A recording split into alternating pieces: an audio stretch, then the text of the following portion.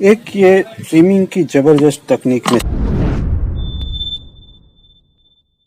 मैं शेयर कर चुका हूँ, फिर से कर रहा हूँ और ये बहुत ही कारगर है और इससे हम बहुत ज़्यादा बेनिफिट ले सकते हैं प्लांट में। तो होता क्या है, जब हम प्लांट को ब्रांचों को डेवलप करते हैं तो ट्रिमिंग करने लगते हैं। तो ट्रिमिंग करेंगे तो प्लांट एकदम से अपना ग्रोथ रोक देगा दोस्तों। फिर जैसे वो ग्रोथ ही नहीं करेगा, जहाँ ट्रिम किया है वहीं कुछ ब्रांचों के साथ ग्रो करेगा और फिर हम उसको पिंच कर देंगे। तो फिर होगा क्या कि प्लांट में वो जितना चाहिए उतना डेवलपमेंट होगा नहीं। तब मैंने क्या डिस्कवर किया है कि यहाँ से 4 इंटरनोड के बाद मैंने ट्रिम किया है। यहाँ देखिए, ये छोटे छोटे पत्ते इसलिए ज़्यादा है, नहीं तो 1 2 3 और 4 इंटरनोड के बाद मैंने ट्रिम किया। अब इस ग्रोथ को हम होने देते हैं। ये हो जाने के बाद, ये अभी इतना ही हुआ, नहीं तो बहुत लेट ट्रिम किया है, इसलिए अगर उसको जितना बढ़ने दे इतना बढ़ने दे, आप उसको 1 फुट 2 फीट भी बढ़ने दे सकते हैं। तब क्या बेनिफिट मिलेगा, तो ये स्टेम मोटा होगा दोस्तों, जल्दी मोटा होगा। और उसका बेनिफिट हमें क्या मिलता है कि हमें जो इनिशियल शेपिंग के लिए ब्रांच चाहिए तो मोटी भी मिलती है, और ये ग्रोथ हो जाने के बाद हमें उस ग्रोथ को नीचे 2 इंटरनोड रख के हटा देना होता है। फिर जो ब्रांचें आएगी यहाँ से 2, तो उसी में फिर से 4 इंटरनोड के बाद ट्रिमिंग करना। जैसे कि यहाँ देखिए, ये 4 2 और ऊपर के ये 2 4 इंटरनोड के बाद हमने ट्रिम किया, यहाँ ग्रोथ मिला।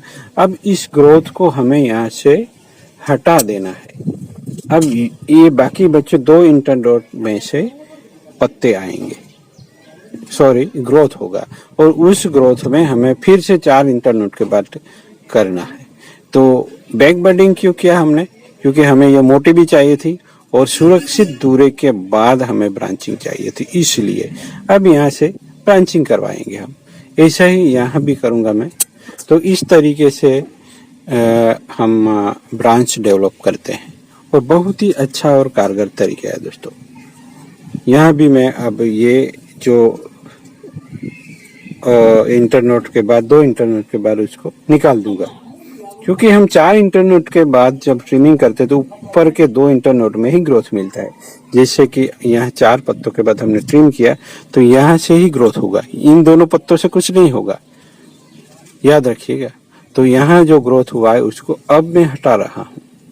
अब क्यों हटा रहा हूँ, क्योंकि ये गुजरते मानसून का वक्त है और जब तक मानसून पूरा गुजर जाता है अक्टूबर तक, तब तक यहाँ फिर से ग्रोथ आ जाना चाहिए दोस्तों। अगर आप अभी लेट करते हैं तो फिर आने वाले वक्त में तो विंटर है, इसमें इतना अच्छा ग्रोथ नहीं मिलेगा। तो फिर इसी तरीके की स्ट्रेटेजी बनानी पड़ती है कि जब तक अब गुजरते मानसून में जो कोई भी ग्रोथ हुआ है उसको मैं हटा दूंगा। यही हम डिफोलिएशन भी कर सकते हैं दोस्तों। डिफोलिएशन कब कब कर सकते हैं, तो रिपोर्टिंग से पहले भी हमने कर दिया, उसके बाद 4 इंटरनोड वाला वक्त आया हमने कर दिया, फिर वो 4 इंटरनोड अभी जैसे हटाए ऐसा वक्त आता है मार्च के बाद जून जुलाई में, तब हम इस तरह से डिफोलिएशन करके 4 इंटरनोड वाली चीज़ें हटा सकते हैं। उस वक्त के बाद जो ग्रोथ हुआ उसको अभी हमने किया, 4 इंटरनोड वाला में से 2 उड़ा दिए। अब यहाँ से हमें ग्रोथ चाहिए, कब तक चाहिए, अक्टूबर तक चाहिए, तभी यहाँ पिंचिंग का फिर से मैटर आएगा दोस्तों। तो इस तरीके से एक स्ट्रेटेजी बनानी पड़ती है, तभी जाके यहाँ ब्रांचिंग होती है। कुछ ब्रांचें खराब भी होती है, कुछ सही भी होती है। अब यहाँ हमें मल्टीप्लाई मिलेगा और ये स्टाइल भी कुछ अजब की बनाई है मैंने। स्टोर में मैंने यहाँ स्लॉट बनाया था दोनों तरफ और इस तरह इसको मोड़ के यहाँ बनाया हुआ है। अब ये बाहर निकल आया है, तो पहले से स्लॉट बड़ा बनाइए अगर आप ऐसा कुछ करना चाहते हैं। तो थोड़ा रिस्की है, एक्सपीरियंस है स्टोन पे वर्क करने का, तभी कर सकते हैं, नहीं तो मत कीजिएगा दोस्तों, या करवा लीजिए किसी से। ऐसा ही करो, ये जरूरी नहीं है।